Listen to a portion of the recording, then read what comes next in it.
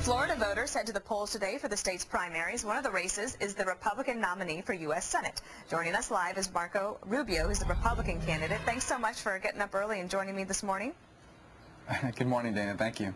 So in some ways, because Governor Crist, who realized he would not win the Republican nomination because of your entry into the race, and he decided to run as an independent, you've almost been running in a general election for the last 6 months, and you've only really been waiting to find out who the Democrat in the race is going to be. Is that right? Yeah, that's essentially true. You know, even from the beginning when Charlie Crist was still a Republican, I always knew that I would be running against two people who supported the current agenda out of Washington, D.C., the Obama agenda. I just didn't realize they'd both be on the ballot at the same time, but that's fine. Now, we are prepared to have that debate. As I tell people in Florida, the choice is pretty simple. If you like the direction our country's headed, you have Charlie Crist or you have the Democratic nominee. They both are going to support the Obama agenda. But if you don't like the way this country's headed and you don't like what Washington's doing to our country, I'm the only one running that's going to go to Washington and stand up to it and offer a clear alternative. Let's look at a poll about 10 days ago in Real Clear Politics showed that the Democratic candidate, whoever wins, it will either be Congressman Meek or Jeff Green, who will be on the show later, by the way, they both would trail you or Crist by double digits. Is that because Florida is just so ready for a different direction?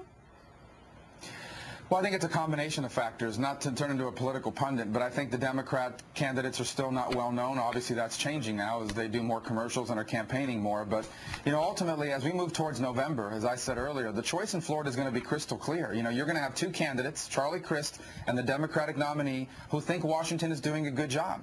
And then you're going to have our campaign, which wants to go to Washington, stand up to this agenda, and offer a very clear alternative, particularly on the issues of job creation and on the debt. And so I feel very confident about where that's going to put us. In an interview with the New York Times recently, I think it ran Sunday or yesterday, I read an article in which they talked to you about this notion that Republicans are the party of no.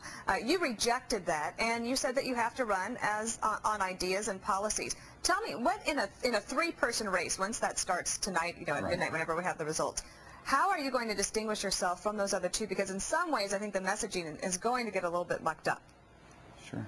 Well, first of all, let me say that I'm not running to be the opposition. I don't think Republicans want to go to Washington and be the opposition. We want to be the alternative to the direction that Barack Obama and Nancy Pelosi, Harry Reid want to take this country. And the way we're going to be distinguished in the state is that we've already offered 75 specific ideas of things we are going to do if I get elected. Things on the economy, on jobs, on spending, on health care, on education, on senior issues, on veterans issues. I mean, we've offered 75 specific public policy ideas that we're going to campaign on, and that if elected, we want to be held accountable to. Our opponents, all they do is bumper sticker language, you know? Well, I have to ask you one thing before I leave, because as a former White House press secretary for a Republican president, seeing that you got a good article out of an interview with the New York Times, I'd love to know what your secret is. Well, you know, obviously, I think it was a fair article. I mean, probably the best you can ask for from the media. That's true. That's true. Well, thank you so much. Thank you. We want to mention that Charlie Crist and Kendrick Meek declined our invitation to join us this morning.